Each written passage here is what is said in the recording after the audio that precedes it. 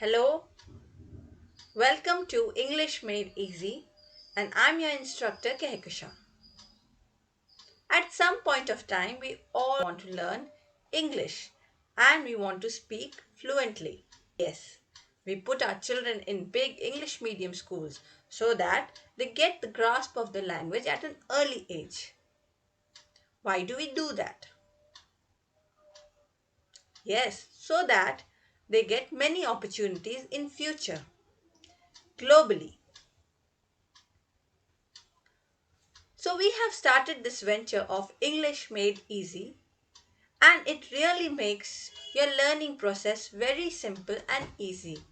It starts from the basics of communication. You will be led step by step through the path and you will be in no time ready to talk. We have classes for all age groups. Even the small children are welcome because the early you begin, the early you start the foundation.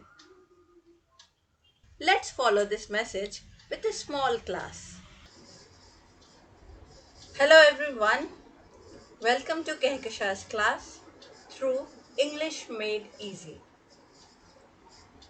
We are going to start with the communication series and the first part is words and sentences. So let's begin the journey. We are all social beings and we survive through communicating with each other. You have seen babies. Yes, we were once babies too. How did we pick up any language? Our mother tongue. We used to listen and pick up the words and then made our own sentences and then we started talking. We need words and through words that link together and convey thought meaningfully. Then only a language learning process begins. We all want to learn English, right? Because it's the global language. It connects us globally. But we face many difficulties. How to talk? Sometimes we may have a good command over the language, but we cannot communicate our thoughts and ideas in English effectively. I am going to help you through this. But some basic steps have to be kept in mind. As I was talking about the words in any language learning process. And you will be asking me the question, but how do we get to know the words? How do we learn the words? It's very simple. We come across the words in books, articles, and newspapers. A daily reading habit is very good when you want to learn something. Many eminent writers and authors who have good command over the English language, you can go through their books, newspapers, you read them daily, articles, you jot down those words which you find difficult to understand or maybe new to you. Find out their meanings and try to understand and then include them in your daily conversation. Another way is when you are listening to others. You must be admiring many speakers. Yes, you must be saying, look how nicely they speak, how nicely they utter. Yes, so you can listen to them, how they are speaking, how they are pronouncing. Observe them and try to learn from it.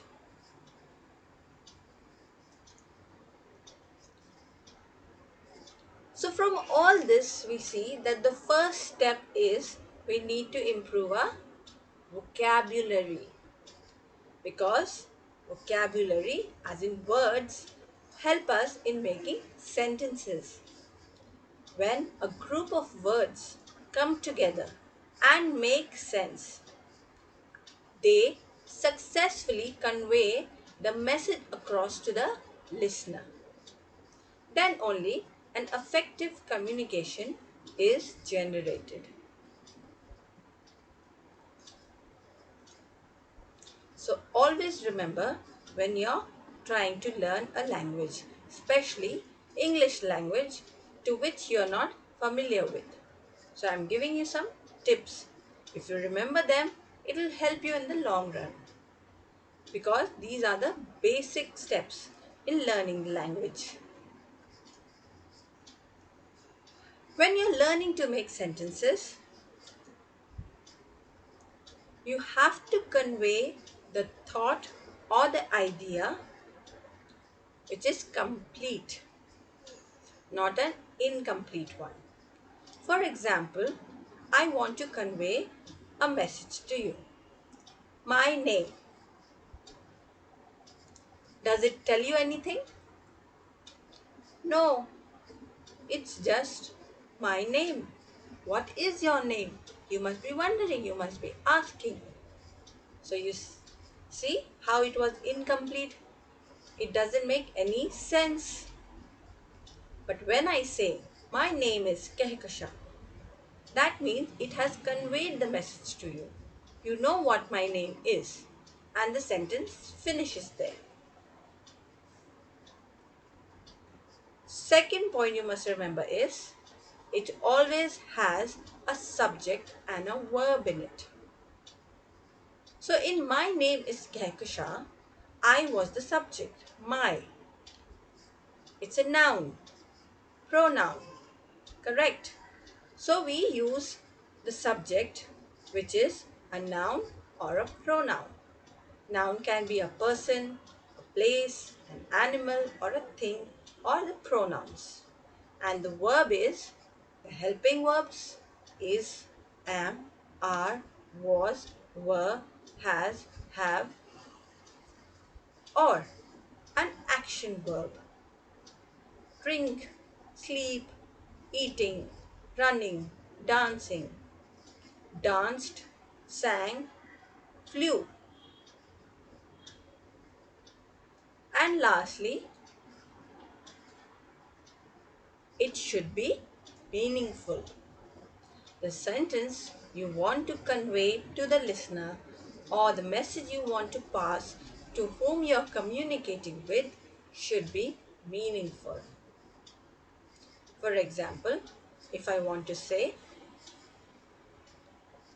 I am not feeling well.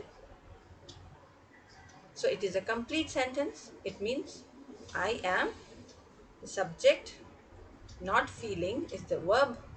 And what are you not feeling? What part of the feeling you're not experiencing?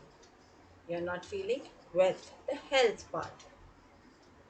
So it is meaningful and complete and has a subject and a verb. So if you remember these three basic points and you start creating simple sentences, you are ready to start talking.